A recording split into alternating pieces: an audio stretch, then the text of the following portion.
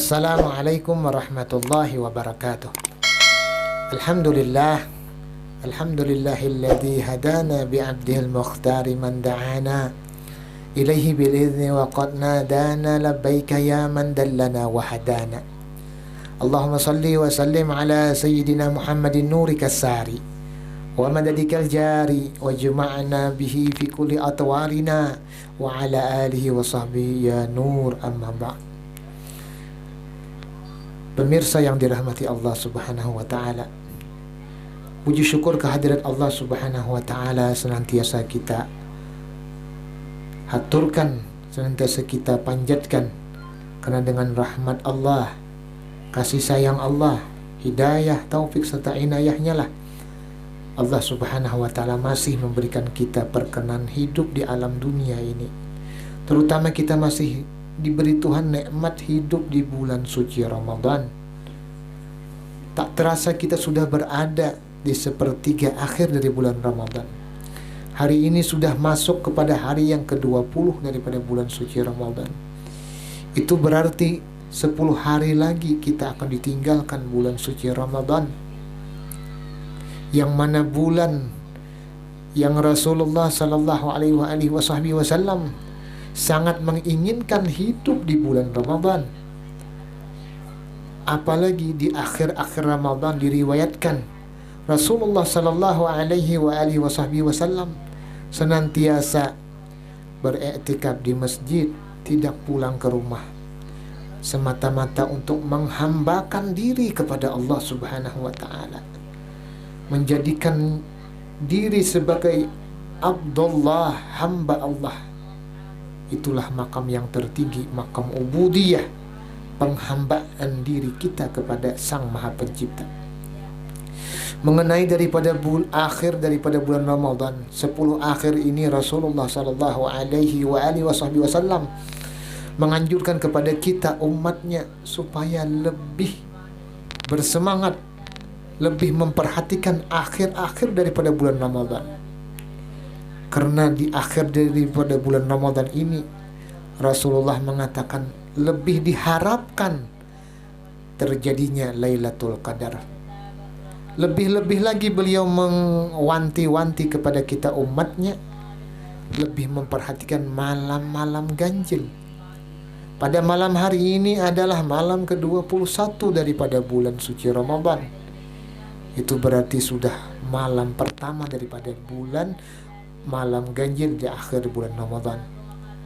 Dalam sebuah hadis beliau menyatakan, An Ibni Abbasin anin Nabi sallallahu alaihi wasallam, man shalla fi lailatul qadri rak'atain yuqra'u fi rak'atin bi fatihatil kitab marrah wal ikhlas 7 marrat fa idza sallama yaqulu astaghfirullah wa atubu ilaih 70 marrah fala yaqumu min maqamihi hatta yaghfirallahu lahu wa li abawayhi wa yab'atsallahu ta'ala malaikatahu ilal jinan yaghrisuna lahu al-ashjar wa yabnuna al-qusur wa yajurruna al-anhar wa la yakhruju min ad-dunya hatta yara dhalika kullahu kama qala sallallahu alaihi wasallam. Daripada Ibnu Abbas radhiyallahu ta'ala anhuma, dari Nabi sallallahu alaihi wasallam bersabda, barang siapa salat di malam qadar, ini adalah salat sunnah, yang mana malam qadar itu kita tidak mengetahui kapan. Rasulullah sallallahu alaihi wasallam dalam hadis beliau menyatakan, barang siapa melaksanakan salat di malam qadar, 2 rakaat dibaca di rakaat pertama, baca Fatihah dan membaca surah Al-Ikhlas atau Qul huwallahu ahad 7 kali. Rakaat kedua pun seperti itu juga.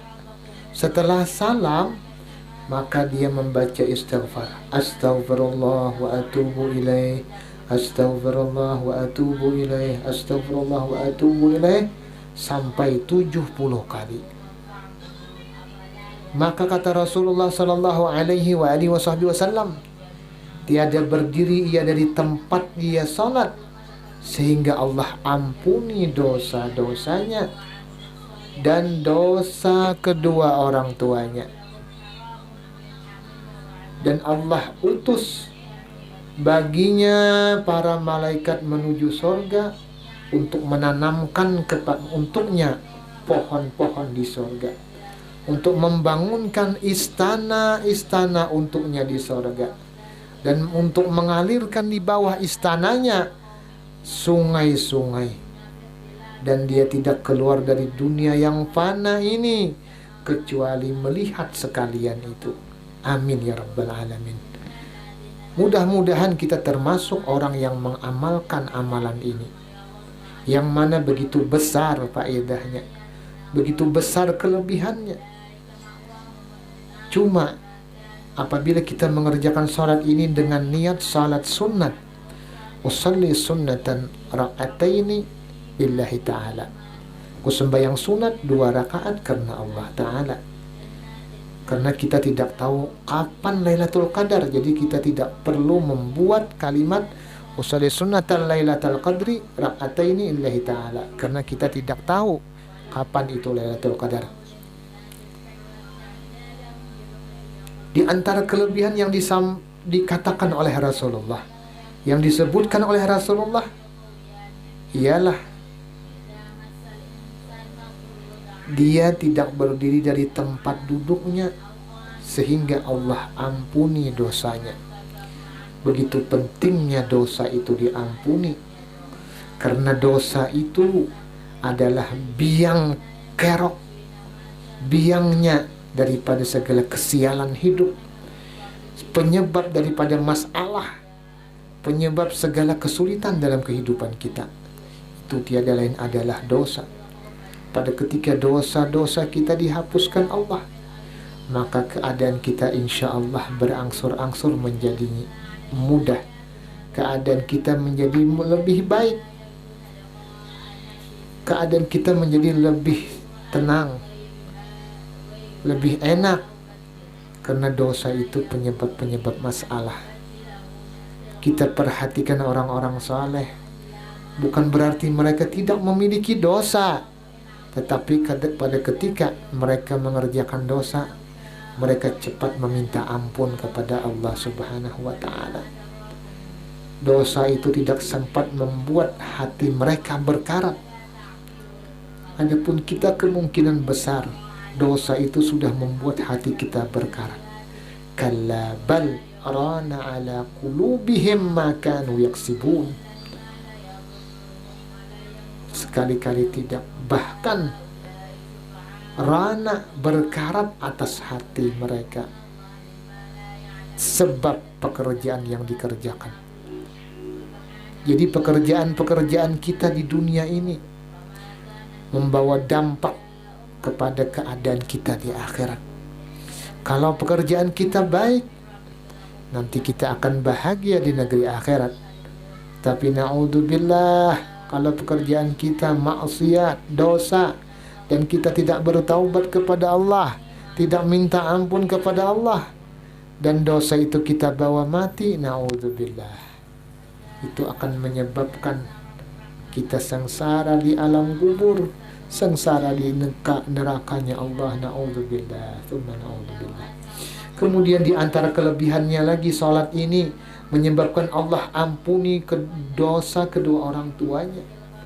Allah utus para malaikatnya untuk memperhiasi sorga untuknya, membangunkan bangunan-bangunan, menanam pohon-pohon bunga-bungaan di sorga. Dan yang lebih penting lagi, di akhir kehidupan kita, maka kita akan melihat gambaran sorga tersebut. Pada ketika itulah kita memandang gambaran tempat kita kembali nanti di akhirat. Ketika itulah malaikat Israel mencabut roh kita dengan tenang. Itulah harapan kita bersama. Itulah cita-cita besar kita. Karena itulah kita jangan bosan-bosannya beribadah kepada Allah, berbuat kebaikan, supaya Allah Subhanahu wa ta'ala menganugerahkan kepada kita husnul khatimah, menganugerahkan kepada kita mati dalam keadaan beriman. Amin, amin, amin ya rabbal alamin. Mudah-mudahan kita dipertemukan lagi di dalam kesempatan yang lain, dalam kesempatan yang baik.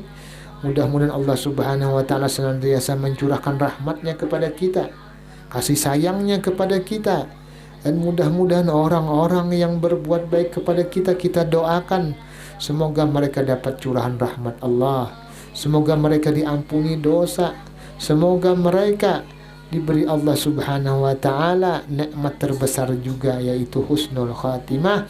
Amin amin ya rabbal alamin. Hadza minni wal afu minkum.